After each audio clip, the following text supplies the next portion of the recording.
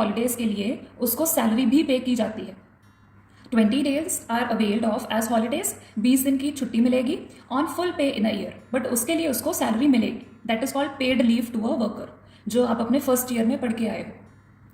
Assume a day of 8 hours, और हमें कहा गया है कि एक दिन में 8 घंटे नॉर्मल काम करना पड़ता है एक लेबर को, और उसके अकॉर्डिंग अब हमें कैलकुलेट करना है कि जो वर्कर वाई है उसको हम कितनी लेबर पे कर रहे हैं और हमें उसकी कितनी कॉस्ट पड़ रही है।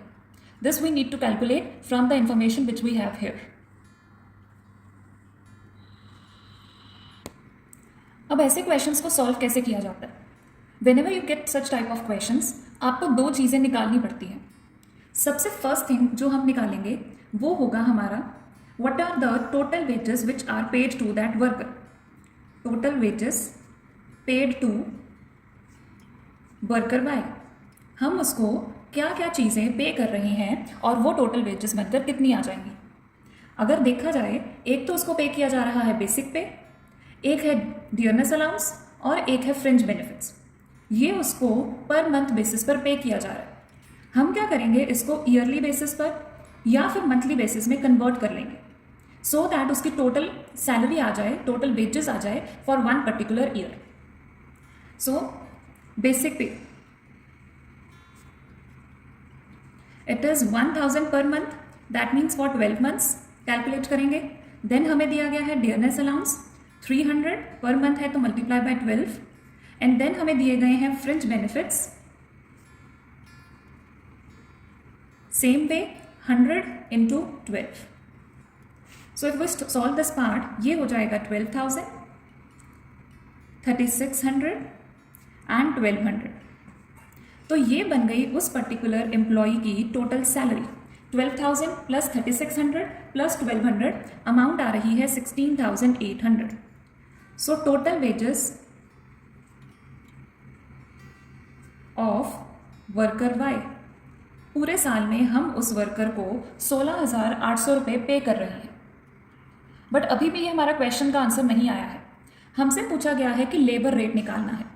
अब लेबर रेट कैसे निकाला जाता है? लेबर रेट का मतलब होता है एक घंटे की उस लेबर की हमें कॉस्ट कितनी पड़ रही है। जब भी आपको रेट बोला जाएगा, लेबर रेट हो गया, मशीन आर रेट हो गया, जो हम आगे जाकर एक चैप्टर करने वाले हैं, उनका मतलब होता है कि एक पर्टिकुलर घंटे की हमें कितनी कॉस्ट पड़ रही है उस वर्कर की। मतलब उस वर्कर को एक घंटे के लिए हम कितना पे कर रहे हैं। तो अब यहाँ पर ये जो हमारे पास सैलरी आई है, ये वेजेस आई हैं, ये तो उसके लिए सिर्फ एक साल की वेजेस आई हैं। हमें तो चाहिए कि एक घंटे की वेज कैसे निकलेगी।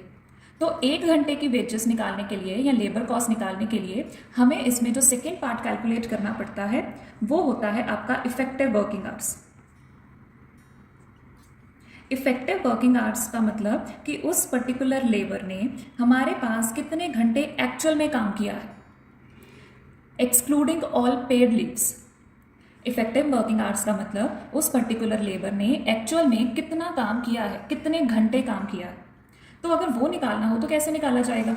सिंपल है, हमें दिया गया है कि वो जो वर्कर है वो कितने दिन काम कर रहा है। Number of working days per year are 300। So working days उसके हमें बोले गए हैं 300। बट हमें ये भी तो बताया गया है कि वो 20 दिन एक साल में काम नहीं करता है। हम उसको उसकी सैलरी पे करते हैं, बट वो 20 दिन हमारे पास काम नहीं करेगा। अब जो 20 दिन वो हमारे पास काम नहीं कर रहा है वो हो जाएगा आपका नॉर्मल आइडल टाइम। हम उसको अलाउ कर रहे हैं कि वो फ्री रहे उस दिन, बट उसकी सैलरी हम उसको ज़रूर दे रहे हैं। तो ऐसी चीज़ें जो आप अवॉइड नहीं कर सकते, आपको देनी पड़ेगी पेड लीव हर एक वर्कर को, वो हो जाती है नॉर्मल आइडल टाइम का पार्ट। तो हम यहाँ पर क्या करेंगे, जो उसकी पेड लीव के डेज हैं वो भी यहाँ पर माइनस कर देंगे। चाहे उसने काम नहीं किया बट उसको वेजेस तो पे हो रही है। तो दैट मीन्स उस पर्टिकुलर वर्कर ने हमारे पास 280 डेज इफेक्टिवली वर्क किया है। उसने 16,800 रुपये कमाए हैं एक साल में, और उसने एक्चुअल में हमारे पास काम कितने घंटे किया है? 280 डेज। तो अगर यहाँ पर मैं लेबर रेट निकालूँ तो वो लेबर रेट कैसे आएगा? I am calculating it here so as to show you everything on one single page. Hourly rate आपका हो जाएगा 16,800 डिवाइडेड बाय, अब मैं डिवाइड तो करूँगी 280 से, बट मेरी जो ये सैलरी है, ये सैलरी मैंने निकाली थी ईयरली बेसिस पर। मंथली बेसिस पर। बट जो 280 है वो तो मेरे पास डेज आ रहे हैं, तो मुझे क्या करना है, मुझे यहाँ पर आवर्स में कन्वर्ट करना है उसको। ये 16,800 पूरे एक साल की मेरे पास आ गई सैलरी। अब उसके 1 घंटे की सैलरी निकालनी है। क्यों? क्योंकि हम क्या यहाँ पर क्या निकालते हैं, लेबर रेट का मतलब 1 घंटे में कितनी कॉस्ट पड़ी है। तो 1 घंटे की कॉस्ट निकालने के लिए हम हमेशा टाइम को आवर्स में कन्वर्ट करेंगे, डेज या मंथ्स में नहीं लेंगे। आई एम रिपीटिंग, हमने यहाँ पर लेबर रेट निकालना है। एंड मैंने आपको पहले भी बताया है कि आपका जो लेबर रेट होता है वो 1 घंटे की वर्कर की कितनी कॉस्ट आपको पड़ रही है वो बताता है। तो उसको हम आर्ली रेट भी बोलते हैं। आर्ली रेट को कैलकुलेट करने के लिए हम टोटल वेजेस को डिवाइड करते हैं इफेक्टिव वर्किंग आवर्स से। बट यहाँ पर जो इफेक्टिव वर्किंग टाइम आया है वो डेज में आया है, आवर्स में नहीं आया है। इसको आवर्स में कन्वर्ट करेंगे यहाँ पर। तो वो कैसे कन्वर्ट किया जाएगा, 280 आपके डेज हैं और हमें पता है कि हर एक दिन वो 8 घंटे हमारे पास काम कर रहा है।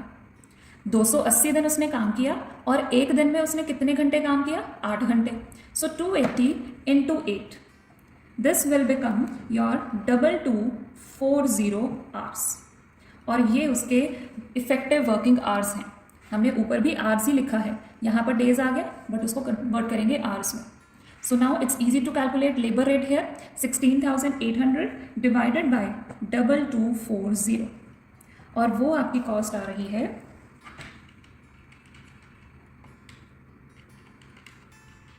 7.5 रुपीज़ 7.5 पर आवर। 1 घंटे में वो लेबर का खर्चा हमें 7.5 रुपीज़ का पड़ रहा है। अगर वो 280 दिन एक साल में काम करता है मतलब 2240 आवर्स काम करेगा और टोटल सैलरी अगर वो 16,800 ले रहा है। सो इन दिस वे ये क्वेश्चंस को सॉल्व किया जाता है। आपके पास जो भी सैलरी, जो भी एक्स्ट्रा बेनिफिट्स, जो भी अलाउंसेस पे किए जाते हैं लेबर को, उनको ऐड कर दिया जाता है और वो आपकी टोटल सैलरी बन जाता है या टोटल वेजेस बन जाता है। बट मेक श्योर वो आप पूरे 1 साल की निकालोगे। और फिर हम कैलकुलेट करते हैं कि वर्किंग आवर्स इफेक्टिव कितने हैं, मतलब एक्चुअल में उसने कितने घंटे काम किया है। अब यहाँ पर उसने 20 दिन काम नहीं किया, ये उसको अलाउड था time, it was unavoidable from our side. हमें हर एक वर्कर को ये टाइम तो देना ही पड़ेगा।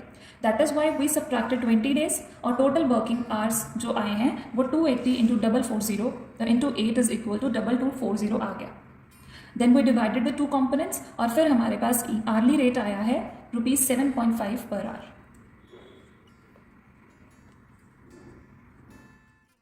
Now the question number 2 of this chapter is calculate the standard labor rate for workmen of grade 3 from following data।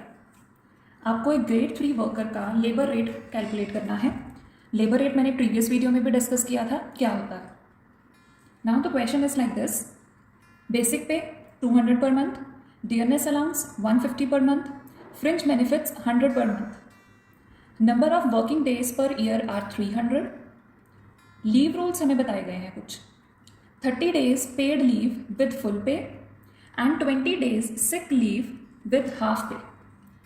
इसका मतलब एक तो वो पूरे के पूरे साल में 300 दिन उसका नॉर्मल वर्किंग आवर रहता है, बट उसमें से 30 डेज उसको पेड लीव मिल रही है, मतलब फुल पे की लीव, और 20 डेज की उसको सिक लीव मिल रही है। और वो जो सिक लीव है उसके लिए उसको हाफ पे किया जाएगा, फुल पे नहीं किया जाएगा। मतलब 30 डेज के लिए तो उसको फुल पे करेंगे, बट 20 डेज के लिए उसकी हाफ सैलरी डिडक्ट हो जाएगी और हाफ सैलरी उसको मिलेगी। और साथ में हमें इन्फॉर्मेशन मेंशन है, usually the sick leave is fully availed of, कि जितनी भी एक पर्सन को सिक लीव मिलती है वो उनको कंप्लीट अवेल करता है, मतलब वो सारी छुट्टियां लेता है सिक लीव की। नाउ इस केस में हमने निकालना है कि हमारा लेबर रेट क्या है, जिसको मैंने वो आपको लास्ट वीडियो में भी बताया था कि उसको आर्ली रेट भी बोला जाता है, क्योंकि ये हम एक लेबर की 1 घंटे की कॉस्ट निकालते हैं। और फिर हमें बोला गया है part B, but part B मैं अभी नहीं रीड आउट कर रही। Let's solve the first part here. जैसे प्रीवियस क्वेश्चन सॉल्व किया था वैसे ही सेम पैटर्न से सॉल्व किया जाएगा। Firstly you need to calculate the total wages जो हम उस वर्कर को पे कर रहे हैं, और फिर हम निकालेंगे उसके इफेक्टिव वर्किंग आवर्स क्या बनते हैं।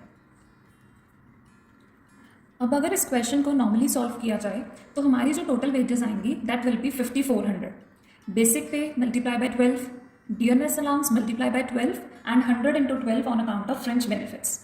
ये टोटल आ गया आपका 5400। दैट मीन्स हम उसको 5400 सैलरी पे करेंगे। बट इस क्वेश्चन में एक चेंज है प्रीवियस क्वेश्चन से। क्वेश्चन में हमें ये बोला गया है कि हमने उस वर्कर को 20 दिन की सिक लीव देनी है और उन 20 दिनों के लिए उसकी हाफ पे डिडक्ट हो जाएगी और उसको हाफ पे ही मिलेगी। मतलब इस क्वेश्चन में हम उस वर्कर को 5400 पे नहीं करेंगे कंप्लीट, क्योंकि उसने अपनी सिक लीव तो सारी अवेल कर ली है। तो सारी अवेल करने के कारण जो वो 20 दिन का सैलरी है वो उसको कंप्लीट नहीं मिली, वो उसको हाफ मिली है। हम यहाँ पर कैलकुलेट तो पूरे के पूरे साल की कर रहे हैं, बट पूरे साल में 20 दिन उसको हाफ सैलरी मिली है। दैट मीन्स हम यहाँ पर 5400 से वो 20 डेज की हाफ सैलरी को माइनस कर देंगे जो उस पर्सन ने रिसीव ही नहीं की। सो माइनस सिक लीव कितने दिनों की है? 20 डेज की है। अब 20 डेज के लिए हम कैसे कैलकुलेट करें? उसको कैलकुलेट करने का एक बहुत ईजी मेथड है। अगर देखा जाए तो this plus this plus this 200 plus 150 plus 100 is 450। ये क्या हुई? उसकी मंथ की कॉस्ट मल्टीप्लाई बाय 12 इज 5400, उसके साल की कॉस्ट हो गई। अगर मैं उसको 20 दिन के लिए सैलरी कम पे करूंगी तो वो मैं 21 दिन की सैलरी कैसे निकालूं? That will be 450 divided by 30। कैसे आया? ये आपकी 450 बेसिक पे plus DA plus fringe benefits हैं। ये हमें पर मंथ बेसिस पर दिए थे, तो पर मंथ का अगर मैं टोटल निकालूं तो 450 आ रहा है। मतलब एक महीने में मैं उसको 450 पे कर रही हूँ। तो अगर मैं एक दिन की निकालूंगी तो मैं उसको क्या करूँगी? 30 से डिवाइड कर देती हूँ, क्योंकि 30 डेज इन अ मंथ है। सो 450 डिवाइडेड बाय 30, तो वो मेरी एक दिन की कॉस्ट आ गई या वेज आ गई जो मैं उस वर्कर को पे कर रही हूँ। अब उसने कितने दिन की लीव अवेल की है? 20 दिन की। और जो 20 दिन की अवेल की है उसमें उसको कितने मिले हैं? हाफ मिले हैं। और कितने उसके डिडक्ट हुए हैं? हाफ डिडक्ट हुए हैं। तो दैट मीन्स हमने अब यहाँ पर डिडक्ट करने हैं, तो हम यहाँ पर इसको कर देंगे हाफ, क्योंकि उसकी हाफ सैलरी एक दिन की डिडक्ट हो रही है। तो उसको 20 से मल्टीप्लाई किया, क्योंकि उसने 20 दिन सिक लीव ली है। मैं फिर से रिपीट कर रही हूँ, this point can cause problem to some. 450 उसकी मंथली सैलरी थी, हमें उसकी डेली सैलरी चाहिए थी। क्यों? क्योंकि हमने 20 डेज की सिक लीव देनी है हाफ पे पर। तो 450 को अगर 30 से डिवाइड किया, वो आपकी एक दिन की उसकी सैलरी आ गई या वेजेस आ गए। उसको मल्टीप्लाई किया 20 से, क्योंकि उसने 20 दिन लीव ली है। और उसको हाफ से डिवाइड इसलिए किया है क्योंकि उसकी हाफ सैलरी डिडक्ट हो रही है, पूरी सैलरी डिडक्ट नहीं हो रही है। तो अगर मैं यहाँ पर इसको सॉल्व करूँ, it will be 150। This divide gets cancelled, this will become 10 and ये हो जाएगा आपका 9। सो इट विल बिकम 150 और ये हो जाएगी उसकी एक्चुअल सैलरी जो हमने उसको पे की है। कब? जब उसने सारी की सारी लीव अवेल की है। अब आ जाता है हमारा सेकेंड पार्ट जो हमने कैलकुलेट करना है, वो होंगे इफेक्टिव वर्किंग आवर्स। तो उसको कैसे कैलकुलेट करेंगे? There is one thing which you can do here. आप इस वीडियो को यहाँ पर पॉज करो, खुद कैलकुलेट करो उसके working hours and then resume with the video. So these are the effective working days of that worker. Total हमें बोला गया है कि उसने 300 दिन काम किया है, करता है, वो नॉर्मल है। उसमें से 20 दिन की उसकी पेड लीव है और 30 डेज़ की उसकी पेड लीव है और 20 डेज़ की उसकी सिक लीव है।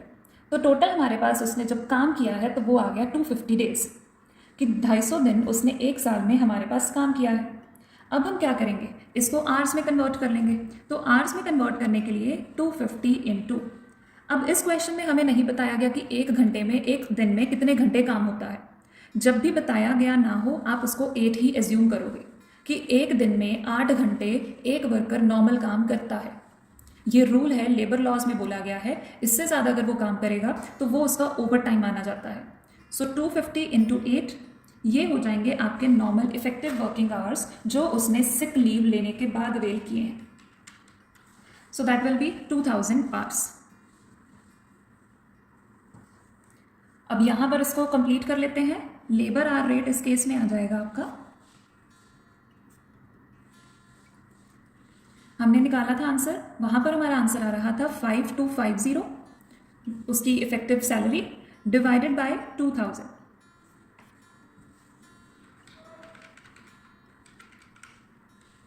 So it will B 2.63 rupees.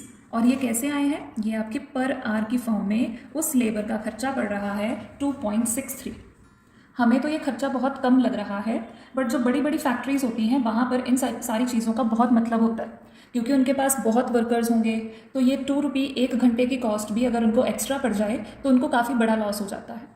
So 2.63 is the answer of first part. Now what is the second part? Second part हमें क्या कहता है? Now the second part is asking what would be the labour cost per hour if no sick leave is availed of during the year. हमारी labour hour cost तब क्या होगी जब हम कोई भी सिक लीव नहीं ले रहे हैं. मतलब हम सिर्फ और सिर्फ 30 डेज़ की पेड लीव ले रहे हैं, बाकी 20 डेज़ की कोई सिक लीव नहीं है. जो हमारा क्वेश्चन प्रीवियस वाला था, फर्स्ट क्वेश्चन, उसमें भी क्या था? सिर्फ और सिर्फ पेड लीव थी, सिक लीव नहीं थी. तो इस केस में आप कैसे सॉल्व करोगे? Total wages paid to a worker, उस केस में क्या हो जाएगा? 5400. क्योंकि अगर उसने सिक लीव नहीं ली तो हम यहाँ से ये अमाउंट भी सब्ट्रैक्ट नहीं करेंगे. आप 5400 को डिवाइड करोगे और नंबर ऑफ वर्किंग आवर्स भी कैसे लोगे? By without subtracting sick leave. Let's see how to solve. Now in this case I have calculated total wages हमारे 5400 पर ईयर रहेंगी जो हमने प्रीवियस पार्ट में निकाला है. सिक लीव वहाँ से माइनस नहीं करेंगे क्योंकि वो तो हमने अवेल ही नहीं की. देन आते हैं हमारे इफेक्टिव वर्किंग आवर्स. 300 आ गया आपके नॉर्मल वर्किंग आवर्स, 30 डेज आपकी पेड लीव है. अब पेड लीव के बारे में तो हमें कुछ नहीं बताया, वो तो हर एक वर्कर को अलाउड है, वो तो मिलेगी ही मिलेगी. तो हमने यहाँ पर 30 माइनस किया तो आ गया आंसर 270 डेज. यहाँ पर 20 माइनस इसलिए किया था क्योंकि सिक लीव अवेल की थी, but here sick leave is not availed, तो 270 डेज आ गया. अब यहाँ पर अगर हम कैलकुलेट करें तो 270 into 8 that will become your normal effective working hours. 270 into 8 will be 2160 hours. तो अगर अब यहाँ पर इस केस में लेबर आवर रेट निकालें, labour hour rate which will be 2160, sorry, it will be 5400 divided by 2160. Answer is 2.5 per hour. तो उस केस में हमें उस लेबर की जो कॉस्ट पड़ रही है वो 2.5 पड़ रही है. प्रीवियस केस में 2.63, इस केस में 2.5. So in this way your questions are solved. और हमने जो ये क्वेश्चन किया है ये एक बार आपके पेपर्स में आ चुका है in your final year examination by Punjab university. So do try to solve this question at your own. Thank you.